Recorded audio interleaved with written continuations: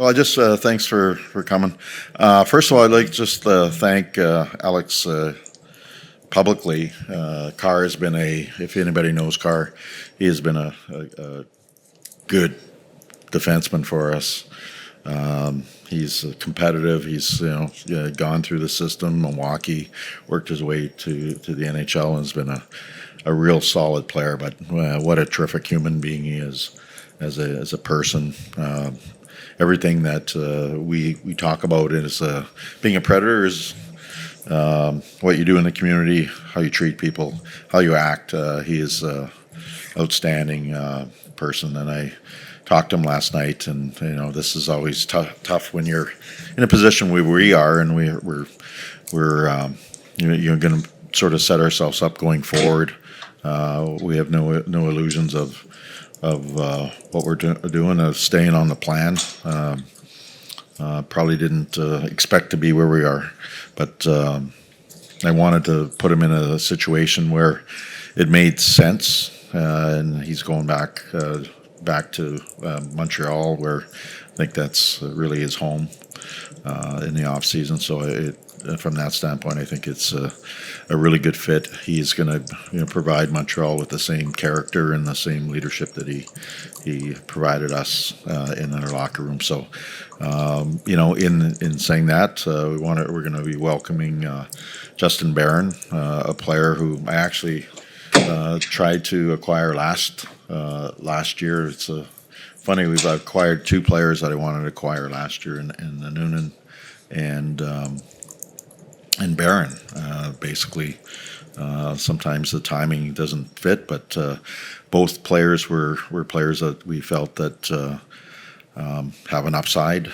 Both players, we feel that in Justin's case, felt that he was being maybe Montreal has a lot of young defensemen, maybe being a little bit underutilized for where they're going, and what we have a great track record working with young defensemen. What we'll get is a younger player, former first-round pick.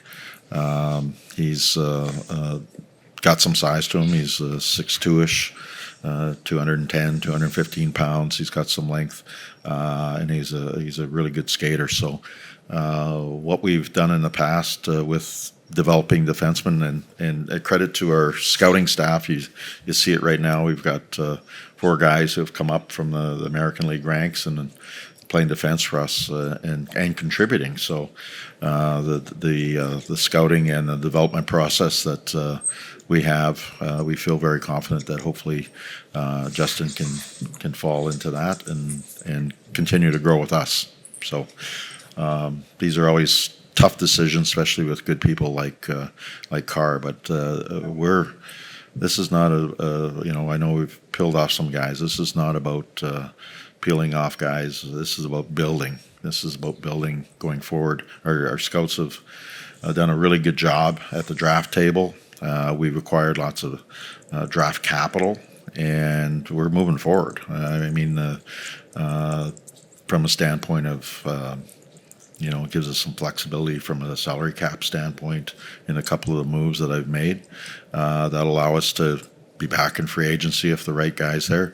Picking up a player that might be a better fit from another team that maybe they can't afford. You saw that in the summer with some of those things that St. Louis and Edmonton had last year. You get salary cap world is what it is. So we are sort of setting ourselves up to be really flexible and move forward. I want to win. I didn't come here to be where we are. We want to come here to win. So we will continue to do that.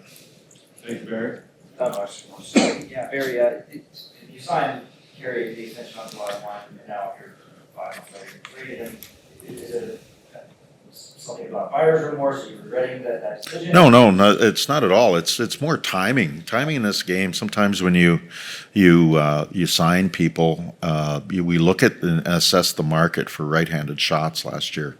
Sometimes you look at the market. It's an expensive market at July 1, and Carr is priced right.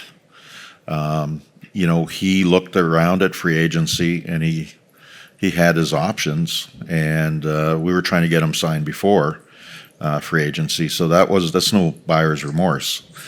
Sometimes timing and situations line up. This one was one where it lined up and it made sense for both parties. So there's no buyer's remorse. We assess the market on right-handed shots before for free agency, and so we were trying for a number of months. Carr wanted to see what was out there. He did, and right before the July 1, we got him signed. So that all worked out. And this situation, it's always fluid. You don't know what the next deal might be. You don't know what the you come around the corner. There's something that's going to come up. Team going, we want to do this, but I have a player here, and maybe you can get something back for it. It changes daily. That's the great thing about this job. I've been pretty active, probably very active in a lot of ways, but at the same time, and I never regret anything that we do because it's well thought out. If it works or not, you got to take your swings. I don't regret what I did in the summer at all. You need good players in this league to survive. And if you don't surround your younger guys with good players, they're not going to survive. So this league is really tough right now. If we would have got off to a little better start, had some puck luck, I think make excuses, but we went dry. Everybody went dry at the same time. On the power play, I think we're, I believe in analytics that there's everything sort of has an average. If and I always say the hockey gods even everything out. Same with analytics. I think last time looked, we were like a minus 41 goals, something like that, which is sort of unheard of for a team. But we're finding ways to be in there.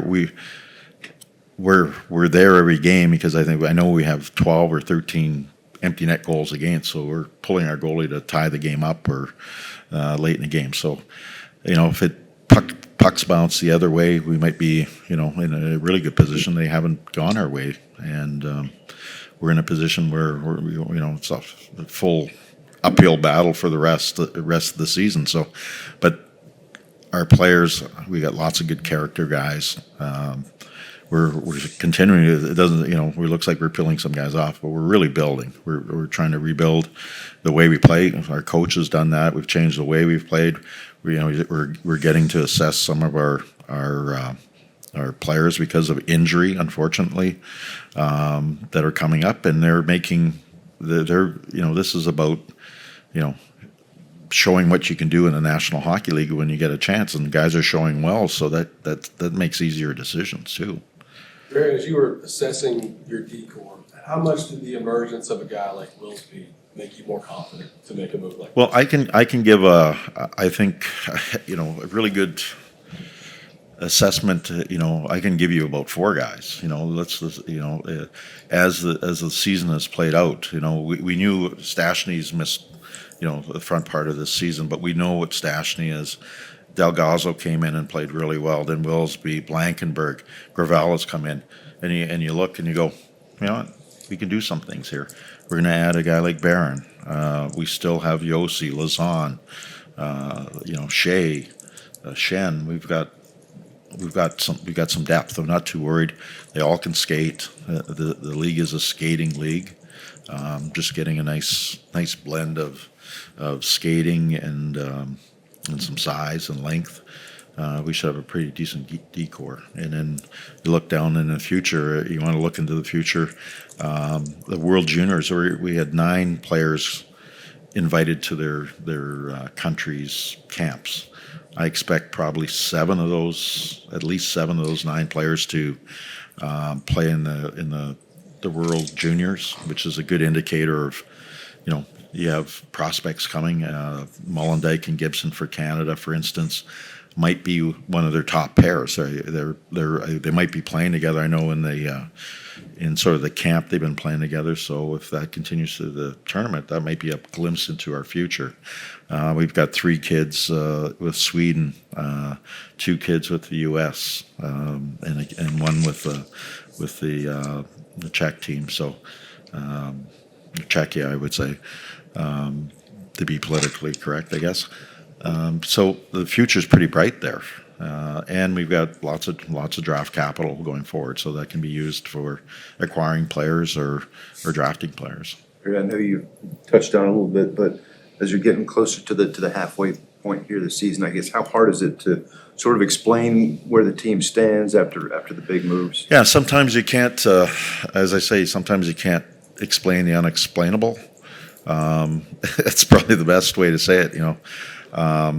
We got off to a tough start. There's no question, and we haven't been able to get any traction for lengths of time. I mean, we had a stretch there where we had points in 8 of 11 games, and you're thinking we're playing okay. It's starting to come, but we lose in overtime, so you don't gain any traction. It feels like it is a loss. It feels like a loss, but you get a point, and you just don't gain any ground on anybody. So, we that's part of the not a reset, but that's part of the mindset that okay, we are where we are. Let's just worry about our game. Process of having a really good game. Process of playing a certain way. Andrew Burnett has done a really good job of adjusting our game to our personnel. Tommy Novak was given for instance, the first chance at that second line position, if you will. He had a slow start. Now, Bruno's out of necessity with O'Reilly being out, getting injured in Toronto. Stammer stepped in and he's played center before, and we're finding out that he's having some traction there. So that's sometimes the way things go, you find out a little bit of a silver lining. Stammer, O'Reilly, Novi in the third hole. I mean, a guy like Juuso Parssinen, who's been out quite a bit, probably deserves a shot in there as well. So I've cleared the deck right now in a sense of having some flexibility so that we can have our, I want to see Kemmel here. I want to see, you got a glimpse of Svechkov. You're going to get glimpses of those guys, Weisblatt, people that we have down there that, Vinny Hinostroza is leading the league in scoring, and he's probably going, the Preds aren't doing so well, and why am I not here? At least get a shot. He'll get a shot. I'm trying to clear the deck so that those guys have that opportunity, and we're gonna, if you come here and you play well, then we're gonna try to keep you here. That's all. Sorry, on clearing the deck, just to add to that, you got some more cap space here. Does that mean there's probably more moves coming here, and then maybe even adding because? The by moving, having cap space, don't be surprised. I've deleted some players or moved them on for assets or whatever, or traded players. I think that we're in a position with the flexibility. Yeah, don't be surprised if there's the right piece. I'm going to add it. I'm not gonna. This is not looking to delete everything. I know I want to add. I want to make our team better. I'm not happy where we are, but I realize where we are. So you got to do. We were dealing with it, and I want to win. I don't want to lose. It's not. But at the same time, I recognize that it's a tough league, and things don't always go the way you want it to. I mean, what we did, I guess, a year and a half ago, at the trade deadline, we cleared a lot of people out, and then we had a lot of injuries, and I had said at that time there might be a lot of pain, and we didn't have that pain. I mean, we got knocked out on game 81 with a very depleted lineup. We started the next year, and I said the same thing. I don't know where this is going to go. Every season's different.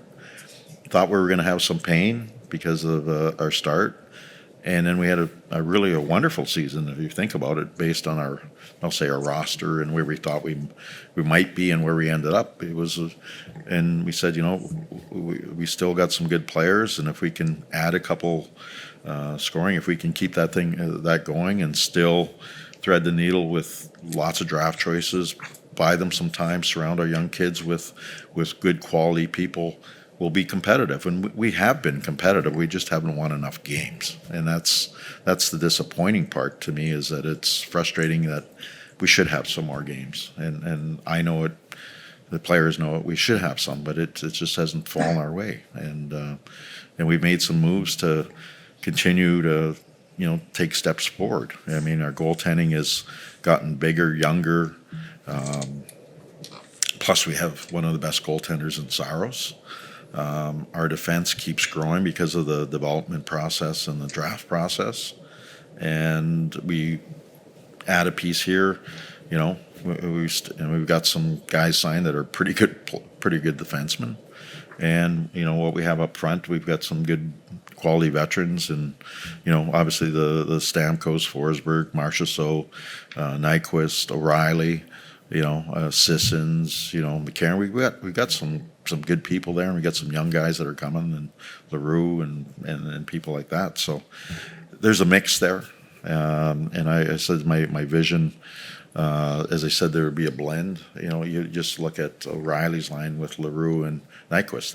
That's a perfect vision to what you want as a LaRue to be playing with two veteran guys, and then maybe next year, Luke Evangelista and LaRue and just one veteran guy or something like that, and then you continue to grow as they grow as players. They're still surrounded with some quality people. So You mentioned, go ahead. You mentioned Willsby, Blankenberg, some of these defensemen that you've gotten to look at. How do you see bringing Barron in and kind of working his way into the lineup with what you've seen from these guys already? Well, I'll leave that up to the coach, because you don't know until you. Mitch Korn, who's been with me for a long time, I always would say you don't know till you own it. You don't. I could say I know Justin Barron's game because we've watched lots of games, and you don't know how a player's going to react until when you're in that dressing room as a coach and the players, how they react on the bench. It's easy for me to be up and watch game film or watch that and make an assessment from 800 feet away. It's really easy up there, but until you're in the fight with the players like Bruno is, you really don't know everything what makes a guy go. And so it's really important that the coach and the players connect, and they're working together all the time, and then working together you can give a guy his game, if you will, or help him find his game, find his role, what he can do, because the NHL is really specialized, and it's amazing how once a player finds his role or his game, he can be pretty effective in this league because it's pretty specialized. Be it a penalty killer or a guy that drives because he's got just an unbelievable motor, or playmaker, or whatever you bring to the table. Until we know, Justin, we'll probably be in a situation where we're going to get to know you. This is where we think your game's going to go, and then you have the actual time with the player and help them develop it. And our development team's done a really good job with defensemen. You touched on the offensive issues. 30-something games in now. Do you attribute that, as you said? Is the biggest factor really puck luck at this point, or is it? It's a little bit of everything. Some of it is much. Everybody says, a coach. One of the things that I always hear is, you got to give the player confidence. You can't. I just can't hand you confidence as a coach. You earn confidence, and a lot of times, if you're not scoring, what happens when you're up close with a player is feeling it, it touches his stick and it's gone, and all he sees is net. And when they're not feeling it, we call it, they dust it, they look, and the goalies are so good. Now you have nothing to shoot at, and all you see is goaltender. And it could be just as much as that your confidence is a little bit off.